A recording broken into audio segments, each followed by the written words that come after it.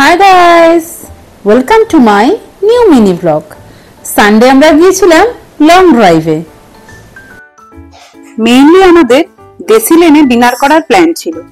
রাস্তায় যেতে যেতে বিরাটির কাছে একটা ছোট্ট ক্যাফে আমাদের চোখে পড়লো। ওই দেখো দূরে ওই যে ক্যাফেটা দেখা যাচ্ছে, আপন জোন। এখন আমরা ওখানেই যাব।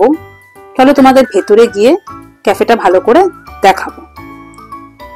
রাস্তার ধারে ছোট ক্যাফে হলে কি হয়েছে, কি সুন্দর করে সাজানো ক্যাফেটা।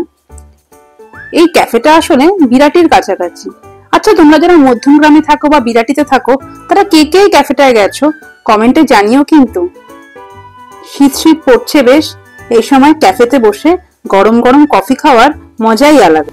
এখানে আমি গিয়ে অর্ডার করেছিলাম পেপার মাশরুম, যেটা খেতে আমার দারুণ লেগেছিল। আর আমার এখন কদিন ধরে খুব মাশরুম খেতে ভালো লাগছে। তা মিঠিও বললে ওরও খুব ভালো লেগেছে মাশরুমটা।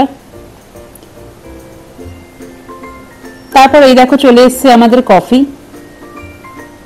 কফি আর গরম গরম ফিশ ফিঙ্গারের কম্বিনেশন সবসময় অসাধারণ। এরপর আমরা এখান থেকে বেরিয়ে গিয়েছিলাম দেশি লেনে ডিনার করতে। এটা তোমরা দেখতে পাবে এর পরের ভ্লগে।